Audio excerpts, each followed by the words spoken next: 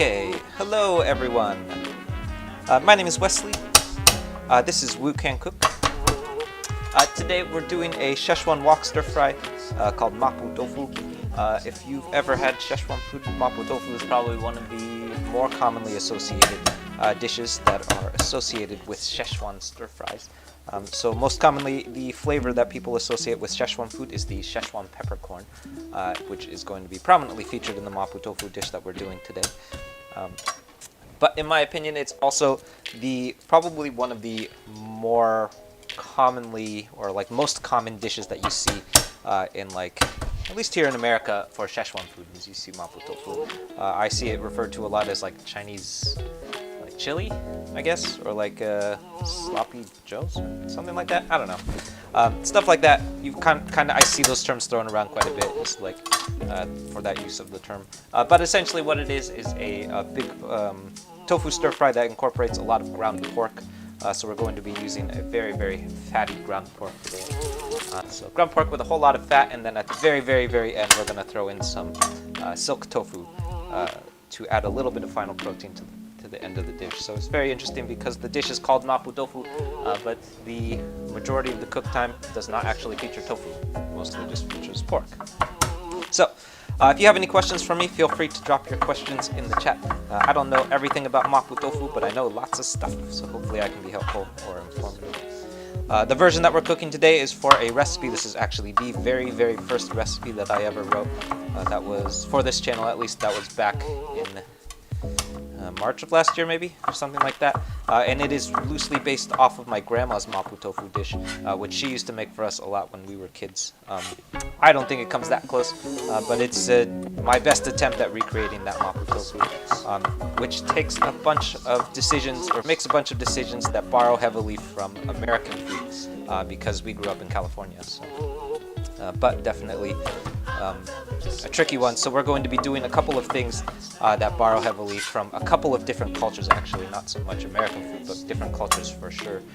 Most commonly, or I think most prominently, we're going to be borrowing from Japanese food, because we're going to be using mirin in place of Shaoxing wine today, which I think gives us a certain kind of sweetness that's not really associated with Chinese food, but more associated with Japanese food. So. If you have any questions, feel free to drop your questions in the chat, and I will do my best to answer everyone. So, as with a lot of dishes, I'm starting off by crushing and mincing some garlic, and then followed by finely mincing some ginger here. These are probably, if you've watched these streams before, they're going to be the very, very first two things that I chop in almost every stir fry. And that's because they work really, really well as like the fundamental base elements for umamis. Anytime that we're dealing in umami flavors, these are the two ingredients that we very frequently will start with, is garlic and ginger. So it's not necessarily that we're trying to make everything taste like garlic and ginger. It just so happens that it works really, really well as like the first thing that we put down when we start like building out our umami flavors. So these are going to be the two things that we throw into the wok very, very first before we move on to our stir fry. So if you're ever wondering why your Asian friends have so much garlic and ginger sitting around, it's because it goes into literally everything that they cook.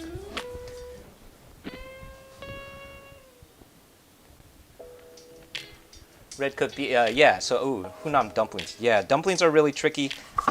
I could definitely take a good shot at it. I did do a dumpling recipe, or I did do a dumpling video that took a shot at a number of different dumplings.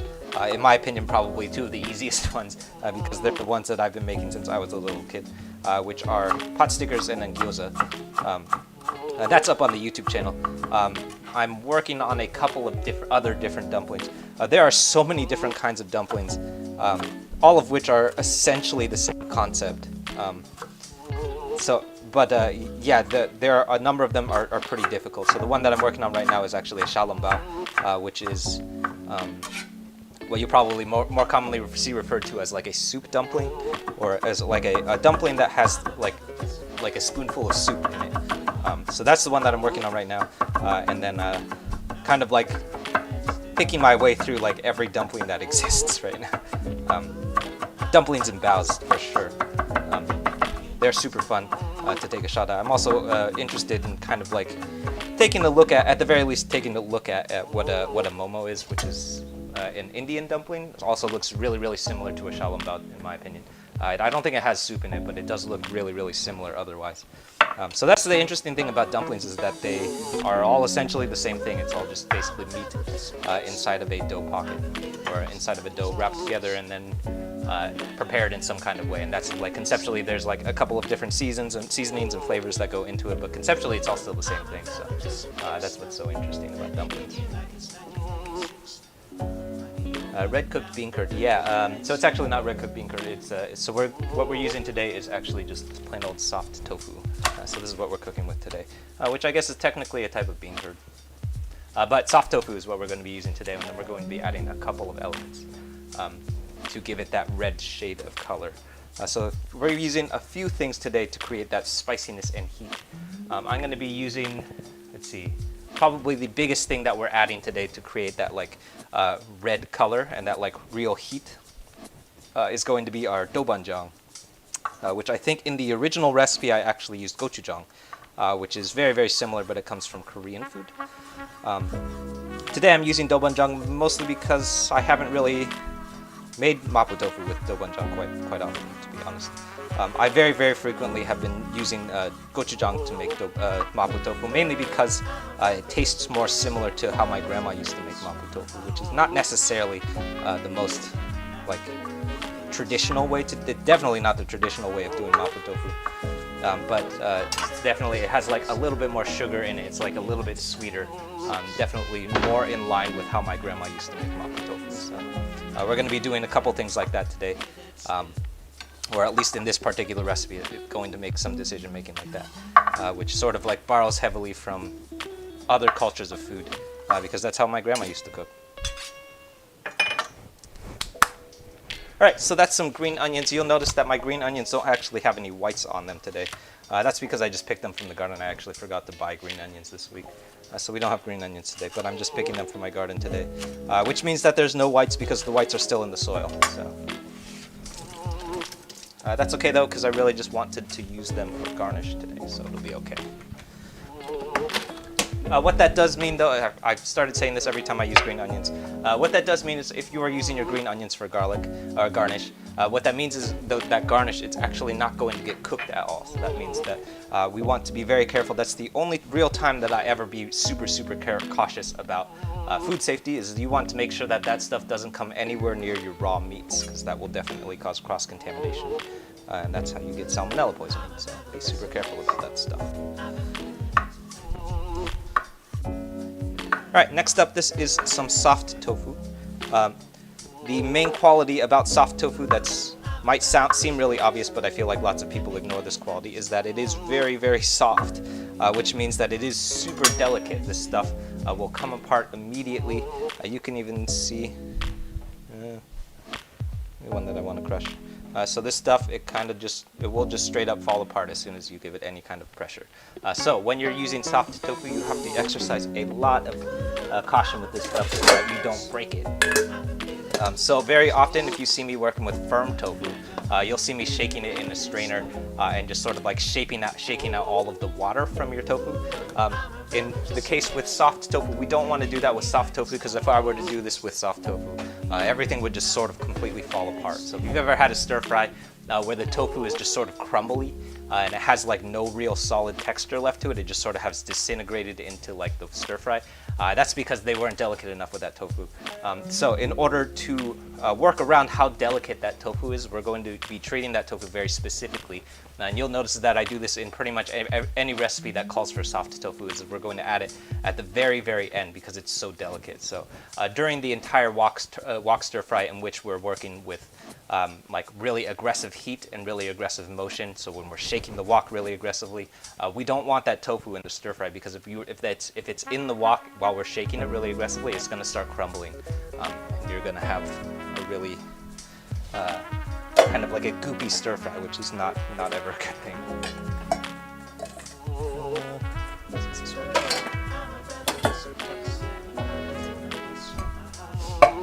We appreciate the stream. All the info, totally. Fantastic. Cool. Yeah. Thanks. Yeah, I'm glad. Thank you for tuning in too. For sure. Always super fun to stream. I love streaming on Reddit and YouTube actually. So that's super fun. One of your staples, yeah, totally. Definitely one of my staples too. Tofu has like a surprisingly, well, not that surprising, but it is actually a shorter shelf life than most people think. It does have quite a long shelf life, so you can keep it in the pantry, but that stuff does go bad. So even though it is fermented, it will go bad eventually.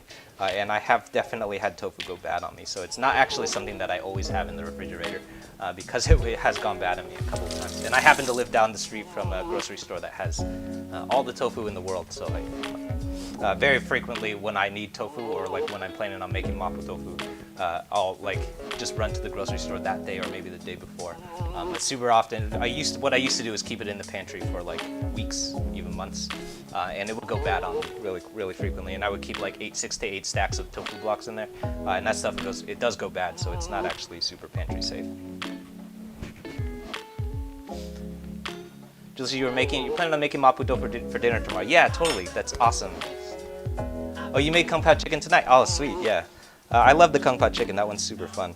I feel like Kung Pao Chicken and mapo tofu are two of like run through some of the like fundamentals of wok stir frying. So if you're like just learning about wok stir frying and like just learning how to like approach cooking in a wok, those are two really good starting points, good places to start, because you're going to be learning a lot about like batch cooking, like heat retention, how to navigate wok cooking, like what to do, what happens, because all of these things they have a lot of ingredients in them, so you have to like cook in a very specific way. You can't cook it like you would on a frying pan.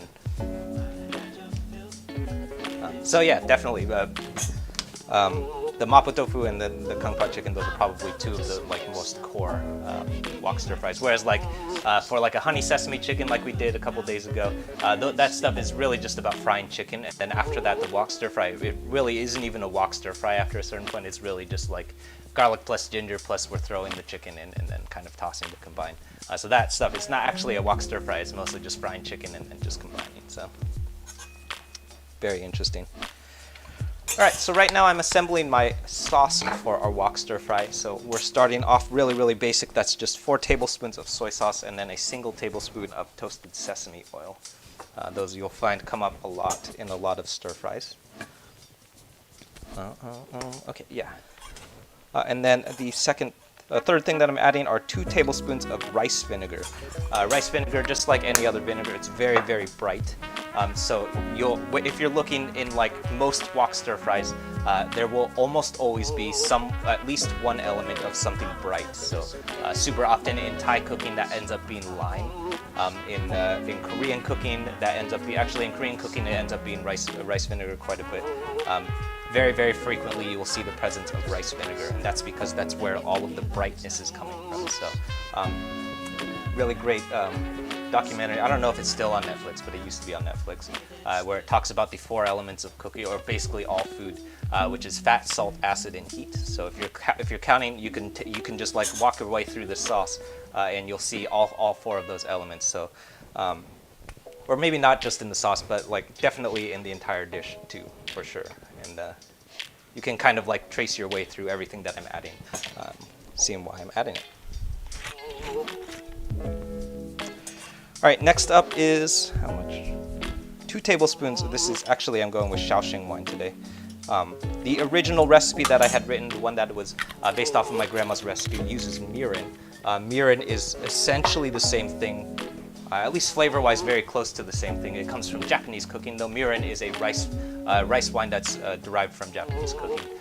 In Chinese cooking, we use a very similar thing, but we use Shaoxing wine. Shaoxing wine is essentially dry cooking sherry. They have very, very similar properties, though. So Shaoxing, both of them are very, very sweet and have like a lot of alcoholic, acidic flavors to it. So it's going to give us a little bit of brightness and a little bit of sweetness. So this is a really great concept to keep in mind anytime that, especially in like Asian cooking, because you're, if you don't live near a Chinese market, you're probably going to find that you're substituting stuff quite a bit. So it's super, super important with recipes is to understand not just like the ingredient that it calls for, but why it calls for that ingredient. So for example, with our Shaoxing wine today, the reason that it calls for that Shaoxing wine is because we're getting a little bit of sweetness from the sherry, and then a lot of that alcoholic brightness that's coming. So other things that fall into that similar category for me that come to mind are things like mirin, sake, white wine, all of those things, all in like a similar like sphere of things that come together. So when you're thinking about like, oh, what are good ways of substituting ingredients because I don't have X, Y, or Z, start thinking about like the ingredient itself and like what it actually represents. So it's also a really great way to start deviating from a recipe and making it your own.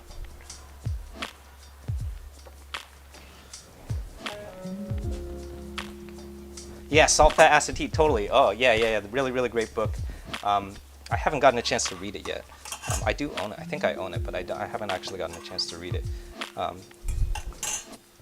Samrat Nosrat? I can't remember her name. I remember her name, but I can't remember how to pronounce it. But yeah, super, super knowledgeable. And Barry, a local, I think she used to work at Gather here in Oakland, Berkeley. Just 1 tablespoon. I'm gonna do 2 tablespoons. So this is oyster sauce that I'm adding. My recipe calls for 1 tablespoon. I'm actually going to add 2 tablespoons because I think we're going to need more fishiness. Oyster sauce, just like the name implies, it comes from the derivation or the fermentation of oyster, which means that the type of umami that we're getting from it is fermented fish. So if you're thinking about like how to substitute that, 2 of the great things that I love substituting if I don't have oyster sauce end up being fish sauce or anchovy. All 3 fall under, in my opinion, similar categories of flavor.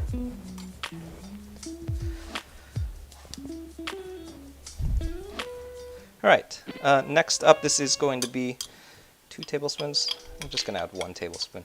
This is black bean paste. Black bean paste, if you're keeping track, is the one ingredient that we're using so far that really does not belong in a mapo tofu, but I actually think that it adds quite a bit and is one of those ingredients that I went back and forth on whether or not to include because it just really doesn't belong in a mapo tofu at all. But it definitely adds a little bit of that like heat and just like a little bit of that aggressiveness that comes from black bean sauce. If you've never heard of it, black bean sauce is the sauce that's most commonly associated to the Chinese noodle dish called dajiangmian. Dajiangmian is basically a noodle dish that's comes together, or it's like a meat sauce noodle dish that comes together with a very, very thick black bean sauce base. So that black bean sauce is probably the most iconic thing to dajiangmian. All right. And the last thing that I'm adding here, this is going to be 2 tablespoons of doubanjiang, actually. Today I'm using doubanjiang. I know that my original recipe, it calls for gochujang, which is the Korean equivalent. Both of these, both ingredients come from derived from the fermentation of chili. So both fall under very similar categories of flavor. So if you don't have doubanjiang, you can absolutely substitute it with gochujang. And if you don't have gochujang, you can absolutely substitute that with doubanjiang.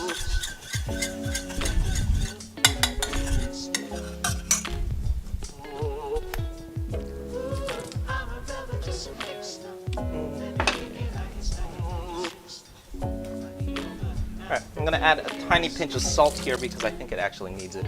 But a super important quality that you'll notice that I do quite a bit when I assemble my sauces is that the best part, or probably the most useful part about assembling sauces off heat, is that you can taste it. So you wouldn't be able to do that if we were doing this straight into a wok. But since it's off heat, we can actually taste it. So since you're assembling the sauce off heat, stop before you do anything else. Take a taste. What does it need? Does it need something? And then add or adjust. So very frequently you'll see me adding like a little bit more soy sauce, maybe a pinch of salt, adjusting as needed because I want it to taste a specific way. So super, super important. That's the whole reason why we assemble things off heat.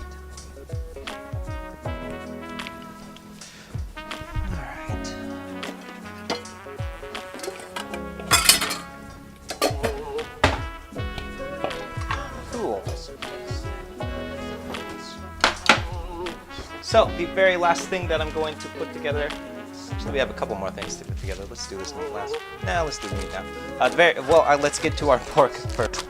This is ground pork, so this is half a pound of ground pork, so 8 pieces. I have done this mapo tofu dish with a number of different sauces. You can use any kind of ground mince will work. I have definitely done it. Ground pork is definitely the most traditional thing that you can use.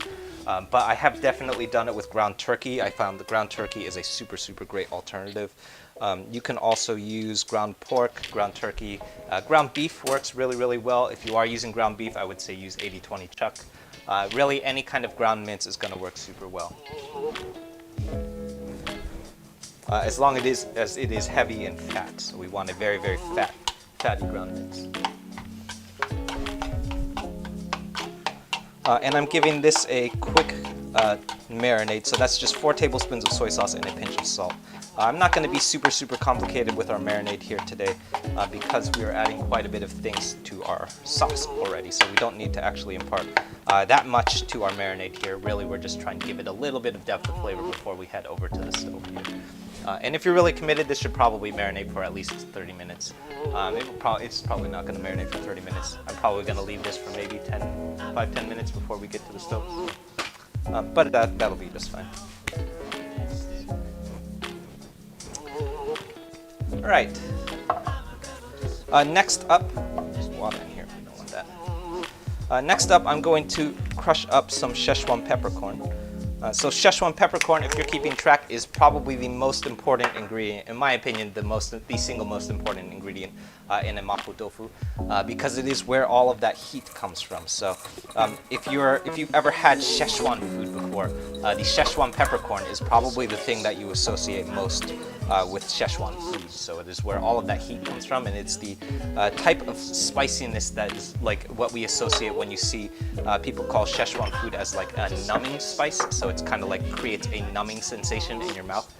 It's that kind of heat. So that's where that kind of heat comes from, is the Szechuan peppercorn, which makes it super, super essential to a mapo tofu, because without it, it doesn't really have that spiciness. After that, without it is essentially just a plain old stir fry. It is also one of the flavors that I see a lot of Chinese American food leave out a lot. So super, super often when I'm hacking like Panda Express recipes and stuff, I will see the Szechuan peppercorn, it gets left out, and then it's substituted for something else like red pepper flake. Super often I see the use of red pepper flake in lieu of Szechuan peppercorn. And I have a feeling that the reason that they do it is because it's just not a flavor palette that comes very commonly in Chinese, in like American food. So lots of times to recreate those Chinese American qualities and to make it more approachable for the American palate, I see people or restaurants leaving out that Szechuan peppercorn a lot. So super interesting.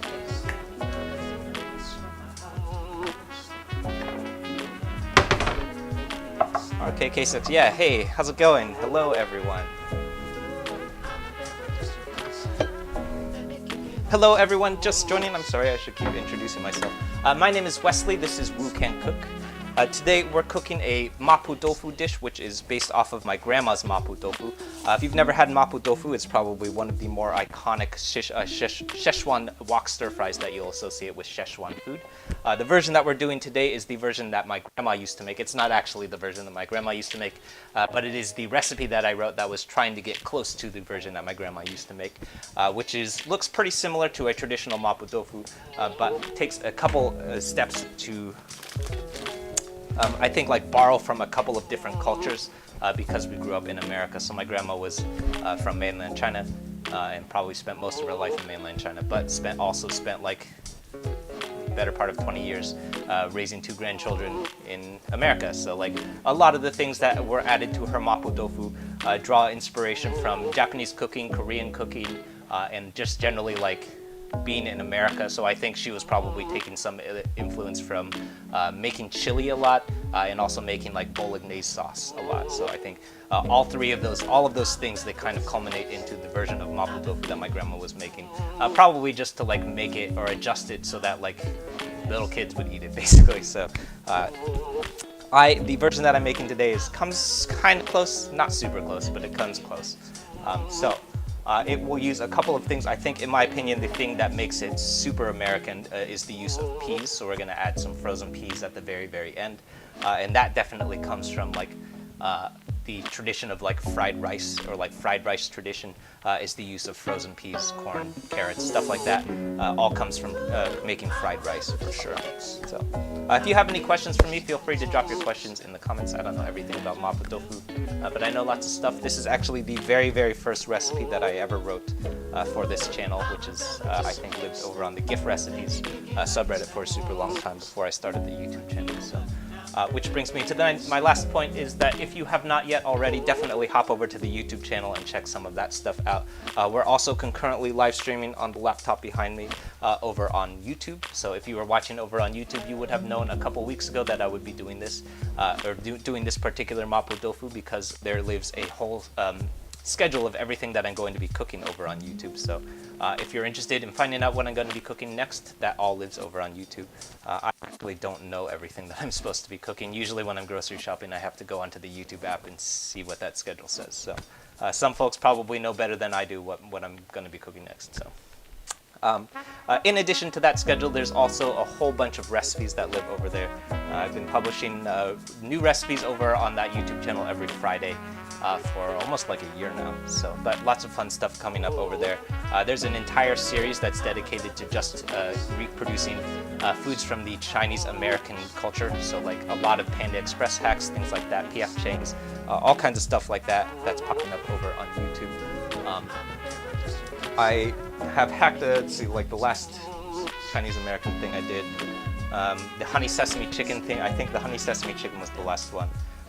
We did that with a tempura batter. That series is super interesting because we spend a lot of time like taking apart Chinese American food and like seeing or taking a look at what are the American qualities of Chinese American food, and then kind of saying what happens if you remove those American qualities and replace them with Chinese qualities. So like reproducing some of these really iconically American, Chinese American dishes and seeing what they look like if they weren't so American, which is super interesting with some of those dishes because some of them are not Chinese at all. Some of them are basically just American food. So super interesting. If you're interested in stuff like that, definitely hop over to the YouTube channel and check some of that stuff out. We're working our way to 2,300 subscribers by the end of February. So if you want to help us hit that goal, hop over and check some of that out. Alright, so the last thing that I'm assembling for my mapo tofu before we head over to the stove is a quick cornstarch slurry. So a cornstarch slurry, it does not particularly matter how much water you use. What we're really paying attention to is we're using 2 tablespoons of cornstarch, and then we're really just trying to make sure that that cornstarch is dissolved into a liquidy form. So what we're really making sure is that this cornstarch is not solid. So if your cornstarch is still solid before it goes into this wok, you will have large clumps of solid cornstarch in your wok, which is never a good thing. So over on the stove, I have my wok heating up as hot as possible. So we're heating our wok up on high heat. So this is going to be a super important principle for all wok cooking really, is that before you start cooking, you want that wok to be ripping hot. So it's absolutely bone dry and ripping hot. And what we're going to do is add cold oil to a hot wok, and that is going to create our nice non-stick surface. So you never want to heat your oil up in your wok with the wok itself, because what will happen is you're going to end up with a super sticky wok surface, and that's when you're going to have stuff start sticking to your wok all the time. So if you've ever had like a wok stir fry and for whatever reason you can't keep stuff from sticking to your wok, that's probably because you didn't do the long yao process correctly.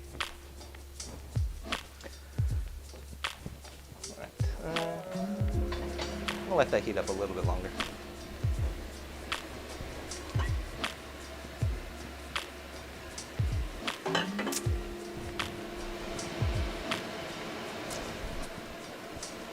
Alright, so once our wok is nice and hot, I'm going to add, say, 4 tablespoons or so of oil. Today I'm using peanut oil. Lots of people ask what kind of oil I stir fry in. Peanut oil, really great oil to stir fry with in a wok. Not the greatest thing to keep if it's the only oil in your house, because it's not great for other things. So it's not super great for like making hash browns and stuff because it tastes like peanuts. So if you don't want it to taste like peanut, probably not the best thing to do. But in a stir fry like this, it's going to be really tasty. But just keep in mind that it is super biased. So if you're not going to have, if it's going to be the only high heat oil in your house, I would make sure to also stock something like canola oil or vegetable oil, something neutral, which you can also cook with, or other things. All right, so I'm heating my oil up nice and hot, and you will notice that the rest of this stream is probably going to happen within 5 minutes. And that's because this stir fry is about to start coming together very, very quickly because wok stir fries happen on really high heat, which means everything is going to cook very, very quickly. That's why we spend so much time chopping stuff before we move to the stove. So I'm starting off with my garlic and ginger here very first. We're going to give that a swirl just long enough until it becomes fragrant. So that usually for me is about 10 seconds. But you really start using your nose at this point. What does it smell like? Do you smell garlic and ginger? So, you're ready to move on. Next, I'm adding my ground pork to the stove, to the wok, excuse me. And at this point, we're just being very careful to make sure that we don't have any solid clumps here. So I'm breaking up my ground meat as much as possible.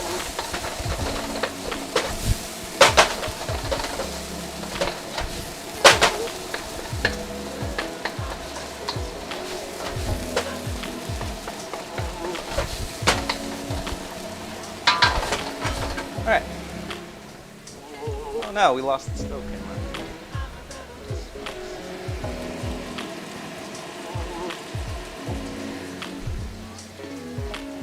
There we go. Let me know anytime you notice that the camera craps out. It happens more often than you think.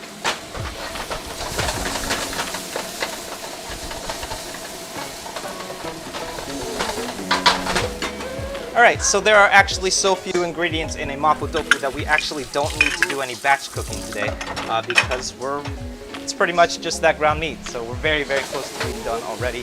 I'm just making sure that our pork is cooked all the way through, so I'm making sure there's no pink elements left. We're really just making sure that our pork is fully cooked before we move on and start adding other elements. That's to make sure that our pork is fully cooked on that high heat, so we want as much high heat cooking going on here as possible before we start adding other ingredients. Next up, I'm adding my sauce to the stove. Wok.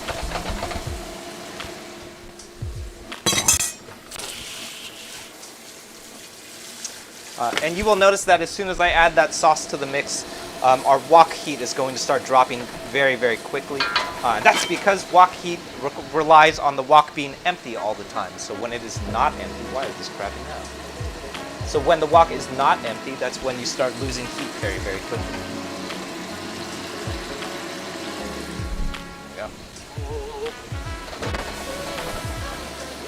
Last up is our tofu. So I mentioned this earlier too, but keep in mind that soft tofu, as the name implies, is very, very soft, which makes it very, very delicate.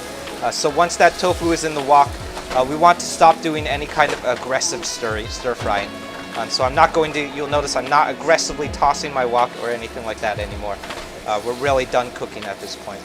We don't want to be doing anything too aggressive in our wok here because that tofu will absolutely start breaking down if you're too aggressive in your wok. So you can listen to, if you'll notice, earlier my wok was sizzling really, really aggressively, but now it's not really sizzling at all, so you can listen.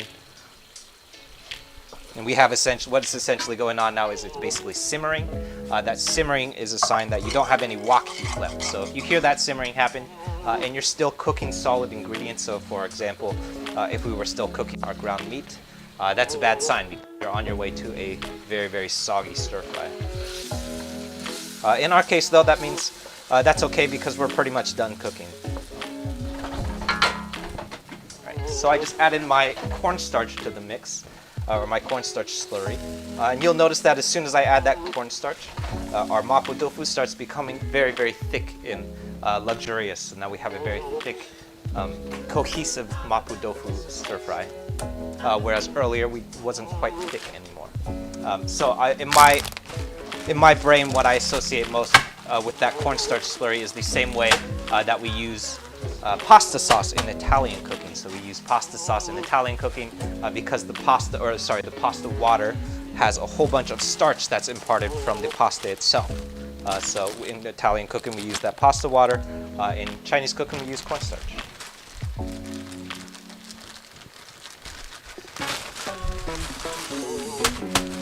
All right, the last thing that I'm adding here, this is just maybe half a cup, couple handfuls of frozen peas. So I'm very specifically using frozen peas. We don't want to use anything fresher than that. Definitely don't use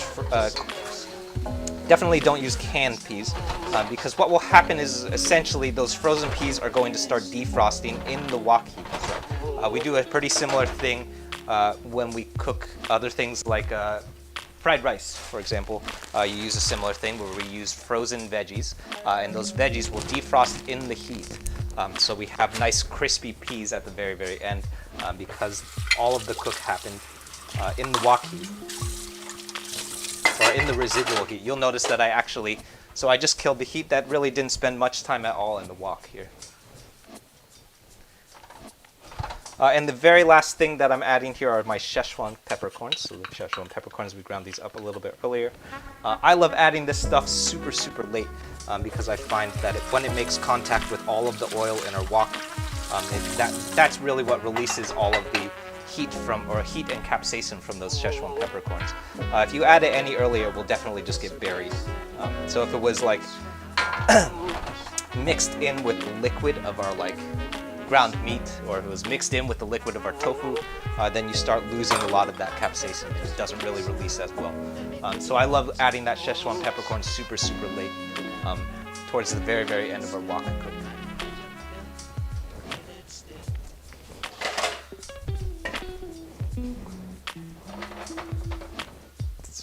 All right.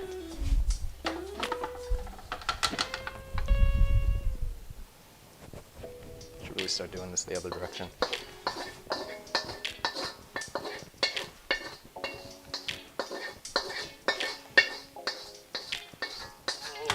So, super important, final step, probably the most painful part of wok cooking, is the last thing that you want to do when you're cooking on a wok, especially a carbon steel wok like the one we're using today, is you want to clean the wok. So while the wok is super hot still, while we have this wok ripping hot because it just came off of the stove, a lot of that food and stuff that's stuck to the wok right now, it's going to be a lot easier to clean off while the wok is hot. So I don't have a camera over my sink, but I just gave it a quick rinse. I didn't do any scrubbing at all, so there's a little bit of stuff that's stuck here still. I'm just using the wooden spoon here to scrape some of that off.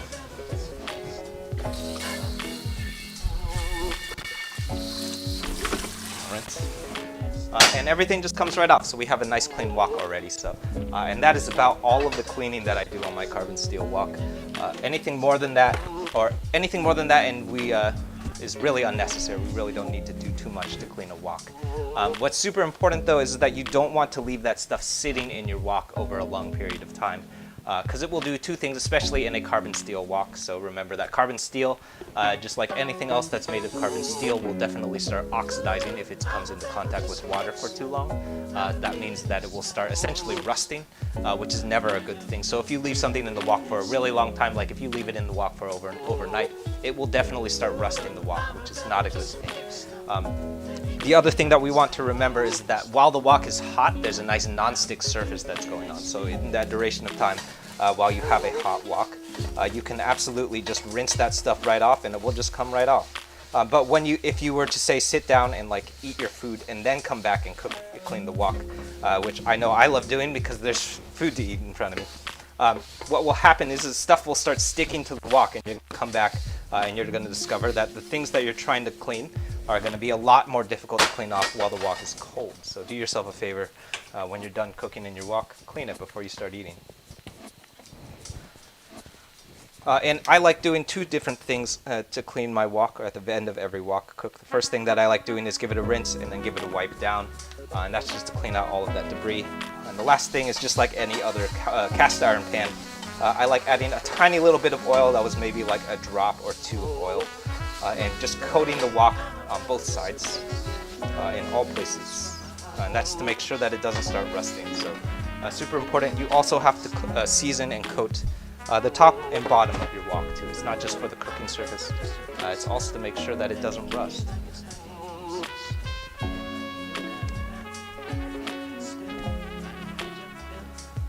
Yeah, is that why restaurants put water as the fire still on? Yeah, that's exactly why they do it.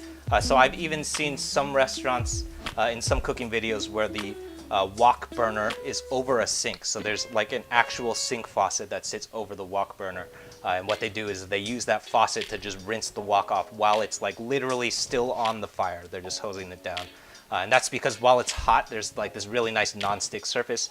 So you can use that hose and just rinse it off. You don't even need to clean it. You can just rinse it off, and then they'll just dump the water out, and then it's ready to cook the next. So super, super important.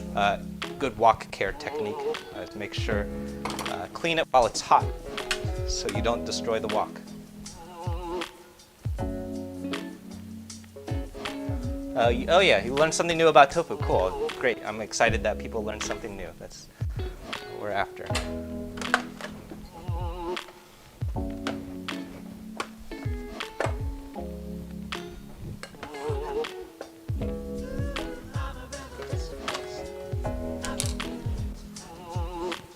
Alright. Yeah, totally. Cool. So let's serve this up.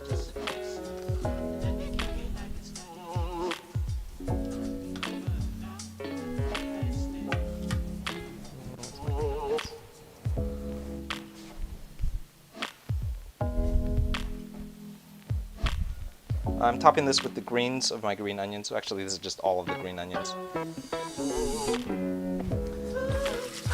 And also super important is that those green onions, I mentioned this earlier too, but those green onions didn't get cooked at all, which means that we want to be very specifically cautious about that ingredient in particular, making sure that that ingredient, the green onions, especially anything that's a garnish, stays very, very far away, physically far away in the kitchen from anything that's raw. So today that would be our raw ground pork. So I literally kept it on opposite sides of the kitchen because that's where the best way to avoid cross-contamination is just make sure that they don't come in contact with or come anywhere close to each other. I'm not really a stickler about food safety, but that's the one thing that I stick on about food safety is making sure if something's not being cooked, make sure that it doesn't come close to raw meat. All right.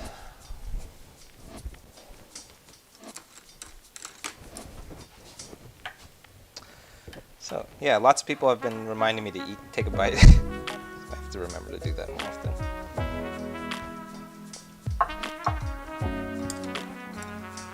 Yeah, that's really tasty. It's like super tangy, really, really bright from that rice vinegar and the Shaoxing wine, but also like a lot of forward heat, so it's pretty aggressive heat with that doubanjiang. A little bit less sugar than I would normally like to taste in my mapo tofu, which is why I normally would substitute that doubanjiang out with gochujang because it has a little bit more sugar.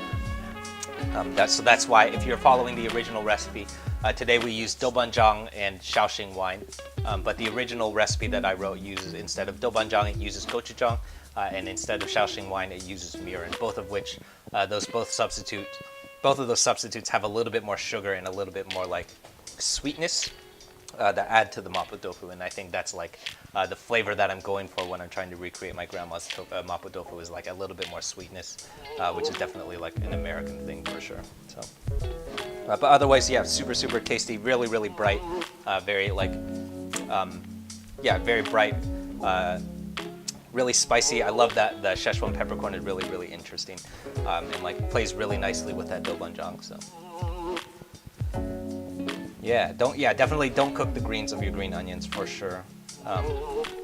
You'll notice that I do that pretty much any time that I'm cooking with a green onion, especially if I have like fresh green onions. So today I don't have any green onions from the grocery store. So today I'm cooking up with green onions from my garden, which are essentially much smaller because they're like just planted in the soil. Basically, usually what I do is when I buy a green onion, I'll chop off the root of the green onion and then I'll just put it in some soil, and that just grows another green onion. But the problem with that is that it doesn't grow as much of the white portion of the green onion. Or it really doesn't grow any of that white portion. So usually what happens when I eat the green onions from my garden is that white portion, it just stays in the soil because it's just there growing more green onion in the soil. So usually when I'm cooking with the green onions from the garden, there's no white portion. But when I do have the white portion, or when I'm cooking with green onions from the grocery store, usually what you'll see me do is chopping up the whites, and then I'll add that with the garlic and ginger into the wok stir fry because they're a lot more sturdy. So you can throw them into wok heat and they'll hold together pretty well, and it will definitely work really well as like an aromatic element, just like we use garlic and ginger. And then usually what I'll do is I'll reserve those greens and I'll use them just like we did today as the garnish, so they go on very, very last. They don't work super well. So like Pekwin just mentioned, the greens of your green onions, they don't work super, super well when you throw them into wok heat because they're a lot more leafy and a little bit more delicate than those whites. So if you were to throw them into the wok heat like you did with the whites, they would probably start burning, or maybe even just like disappearing. They might even just disappear into the wok heat because they're so delicate, which is why I love using them as garnishes. Don't cook them at all. Although I sometimes have been in the habit of cooking the greens, so it kind of depends on what you're using it for. So sometimes I know when I did the mushu pork recipe, I cooked the green onions, but what I did is I chopped them into very, very large planks. So they were like almost an inch long. So I literally cut them long so that they wouldn't fall apart in the wok heat. So, all depends. It depends on like the contents.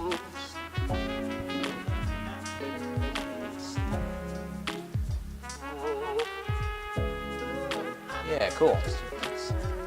All right, well, thanks everyone for tuning in. My name is Wesley. This is Wu Can Cook. If this is your first time tuning in, we're here streaming every Tuesday and Thursday at 6:30 p.m. PST, and Wednesdays at 6 p.m. PST, with new recipes out every Friday on the YouTube channel. So if you haven't yet, if you're watching over on Reddit, the YouTube channel at the bottom of the screen would be where everyone else is also watching. So there's another concurrent live stream happening behind me. And that's where the whole schedule of everything that I'm going to be cooking lives. So if you were watching on YouTube, you would have known that I would be doing this mapo tofu a couple weeks ago because there's a whole schedule. I usually am pretty good about at least publishing the next week and a half worth of stuff. So if you want to check out what we're going to be cooking next, you can look that up. And lots of people have been starting to cook with me. So I know at least one or two people were cooking, either cooking along with me or maybe cooking. I think Delicious mentioned that she was cooking. Yeah, she's making mapo tofu for dinner tomorrow. So, but lots of people have been cooking along with me. So if you want to look up what we're going to be cooking next, I believe we're going to be cooking the Japanese curry next. So tomorrow at 6:30. So if you want, you can pick up the ingredients for what we're going to be cooking, and you can cook this stuff with me. Most of these streams, they happen pretty slowly because I spend so much time talking. So you can easily follow along with me and cook with me.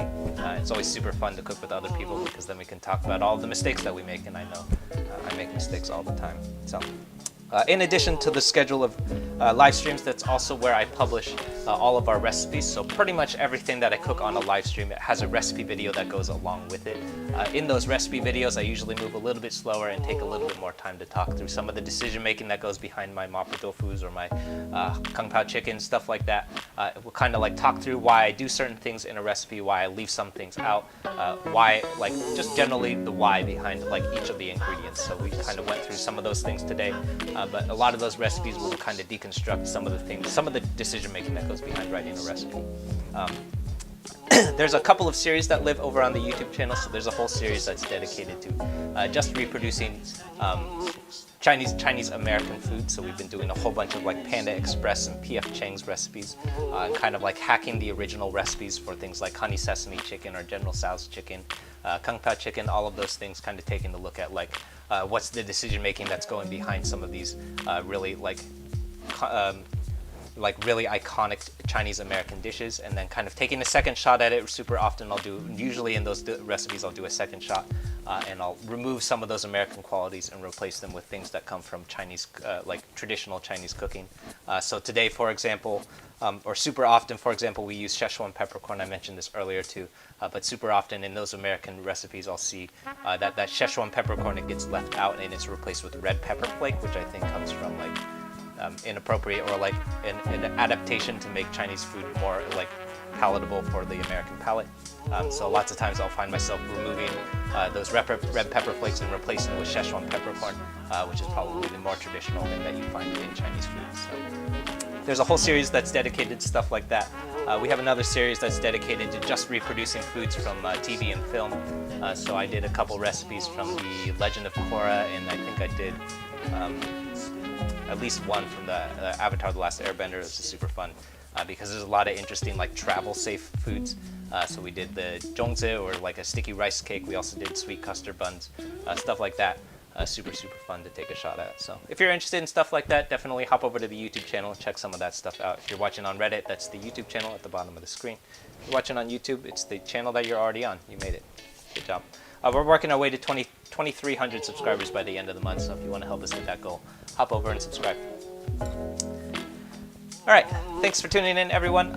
I will be here cleaning up some dishes, so if you have any questions, feel free to keep dropping your questions in the chat. I won't be able to respond I won't be able to respond in the with the mic packs because I'm going to switch the mic packs off, but I'll be able to respond in the chat. So, all right, I'll see everyone soon. We'll tune in tomorrow, 6:30 p.m. PST. We're going to be doing Japanese curry. It's going to be super tasty. Bye.